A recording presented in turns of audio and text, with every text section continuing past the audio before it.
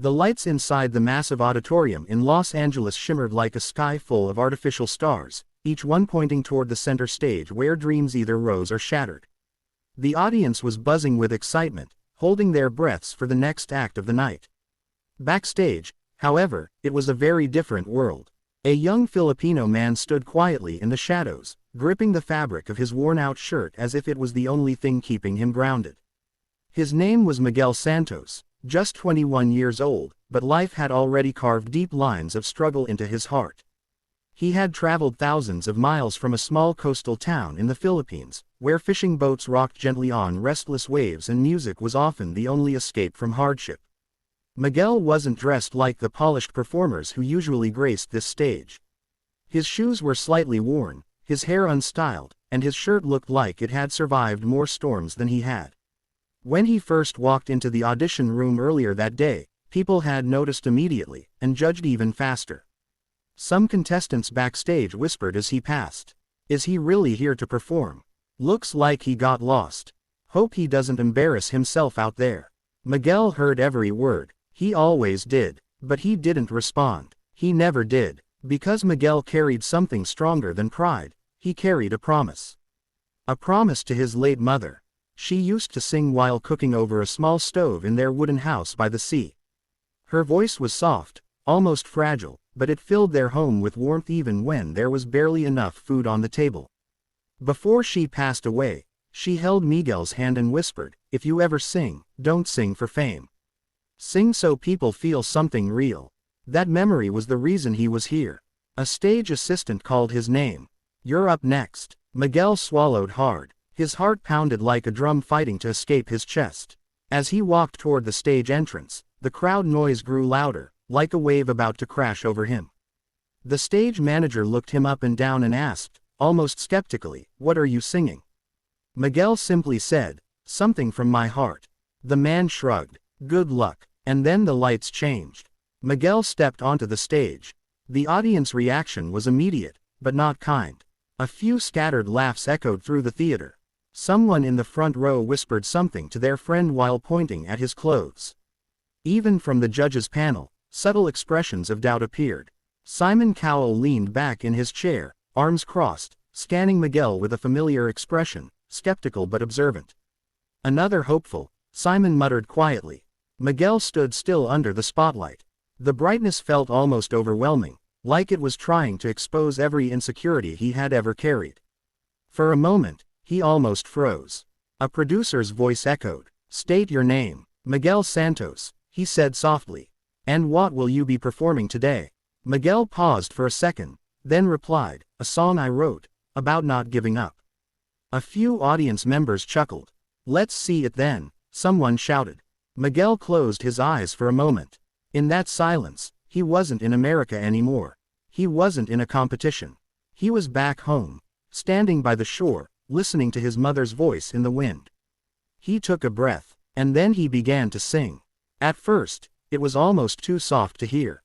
The sound barely floated across the stage, fragile as glass. Some people in the audience leaned forward, confused. A couple of judges exchanged glances. But then something changed. His voice strengthened. It wasn't loud, it wasn't showy, but it carried something raw, something deeply human.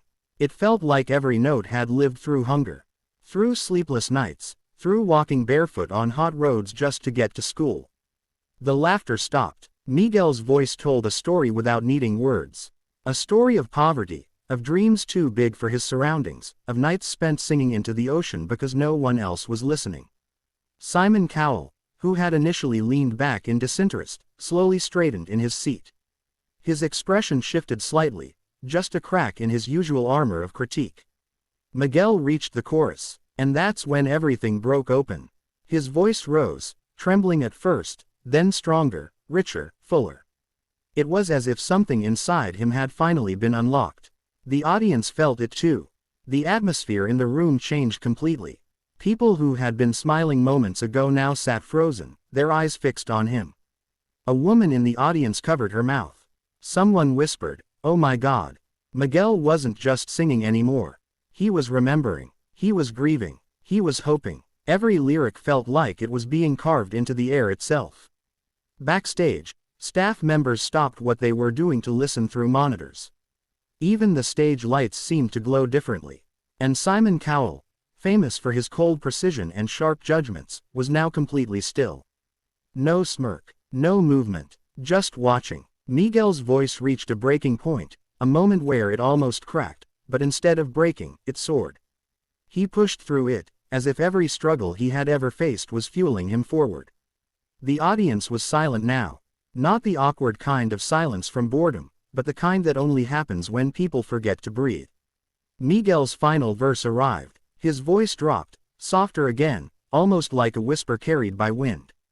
If I fall into the ocean, where my mother's voice still sings to me. A tear rolled down his cheek. And that was it. Something shifted in the room. A judge wiped their eye. Someone in the audience stood up without realizing it. Another followed, and then more, until a wave of standing ovation began forming before the song had even ended. But Miguel wasn't done. He held the final note. It grew stronger and stronger until it filled every corner of the auditorium, vibrating through the walls, through the seats, through every person sitting there. Then, silence. The note ended. For half a second, nobody moved. It felt like the world itself was holding its breath. And then the explosion came. The entire audience erupted into applause, cheers, whistles, and standing ovations. People shouted, clapped, some even cried openly. It was chaos, but beautiful chaos. Miguel stood there, stunned, breathing heavily, as if he couldn't believe what had just happened. But what shocked him most was the judges' table. All eyes were on Simon Cowell. For the first time that night, Simon didn't speak immediately. He just looked at Miguel. Long, hard, quiet. The audience slowly began to calm, waiting for his reaction. Everyone knew Simon was the toughest judge. The one who rarely impressed easily. The one who could end dreams with a single sentence. Simon finally leaned forward. The room went completely silent again. Miguel's heart pounded so loudly he thought everyone could hear it. Simon exhaled slowly. You know, Simon began, his voice unusually softer than expected. I've heard thousands of singers in my life. Miguel nodded slightly, unsure what was coming. And most of them, they perform. A pause. But every once in a while, Simon continued, eyes still locked on him, someone comes out here who doesn't perform at all.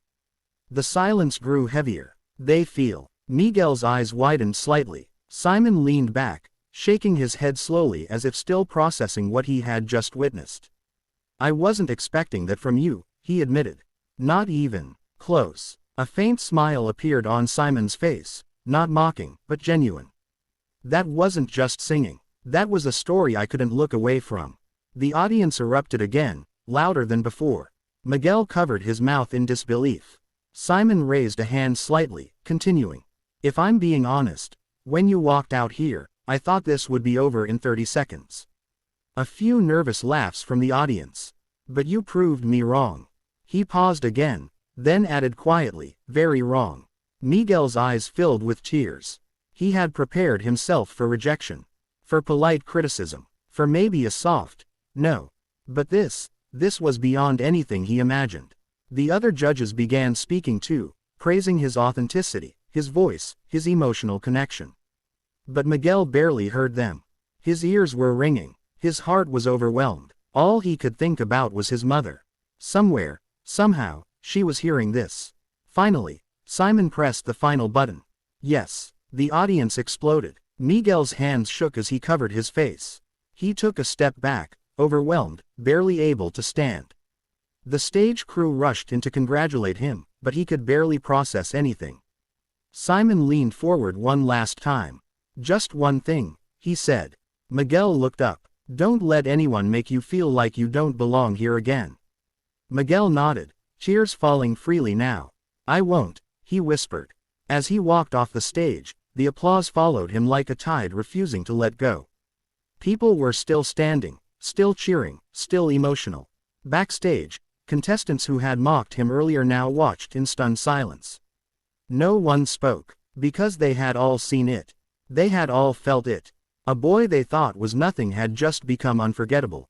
And as Miguel stepped into the quiet hallway beyond the stage, he finally let out a breath he felt like he had been holding his entire life. For the first time, He didn't feel invisible. He felt heard.